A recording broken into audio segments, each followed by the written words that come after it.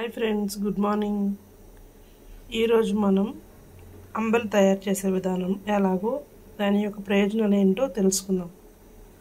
అంబలి చేయడానికి కావాల్సిన పదార్థాలు, ఫస్ట్ మనకి తైదు పిండి మీన్స్ రాగిపిండిని తీసుకొని ఒక బౌల్లో వాటర్ వేసి దాన్ని కలిపి దాన్ని వన్ డే మొత్తం నైట్ మొత్తం అలాగే ఉంచేసి పొద్దున మనం చూస్తే ఇలా అవుతుందన్నమాట బాగా. సో ఈ విధంగా చేసుకున్న దాన్ని స్టవ్ మీద వాటర్ పెట్టి కాస్త రైస్ దానిలో వేసుకుని ఇలా బాగా ఉడికిన తర్వాత అందులో ఈ అంబలి ఉంది కదా, దీన్ని బాగా మిక్స్ చేసుకోవాలి. సో రైస్ అనేది ఉడుకుతూ ఉంది, అందువల్ల మనం కాసేపు వెయిట్ చేయాలన్నమాట. బాగా అది మెత్తగా రావాలి. మెత్తగా వచ్చాక ఆ తర్వాత ఈ అంబలి రాగిపిండిని ఏదైతే ఉందో ఆ రాగిపిండిని దీనిలో కలిపి బాగా మిక్స్ చేయాలి. యాక్చువల్గా ఫ్రెండ్స్, అంబలి ఇందులో మట్టి కుండలో వేసుకుని చేసుకుంటే చాలా మంచిది. బట్ నాది చాలా కొత్తది అనమాట ఇది, అందుకని నేను ఇప్పుడు జస్ట్ వాటర్ వేసి నైట్ అంతా ఉంచేసి తర్వాత యూస్ చేసుకుంటాను దీన్ని.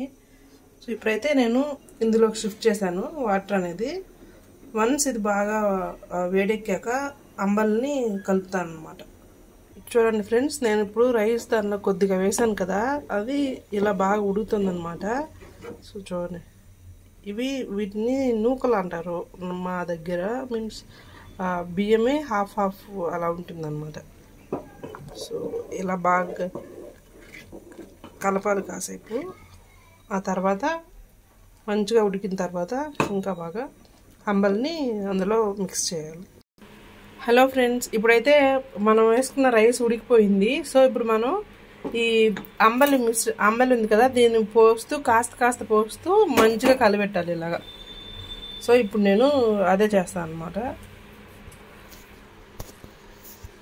చూడండి, ఇలా కాస్త వేస్తూ మొత్తం మంచిగా తిప్పుకోవాలి, లేదంటే రౌండ్స్గా వచ్చేస్తుంది లోపల.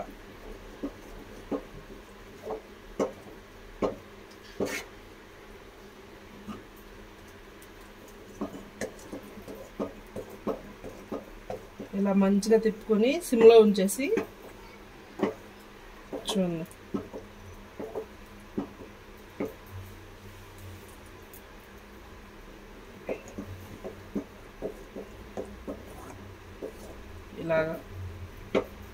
ఇలా బాగా కలిసేలాగా తిప్పుకుంటూ ఉండాలి కాసేపు.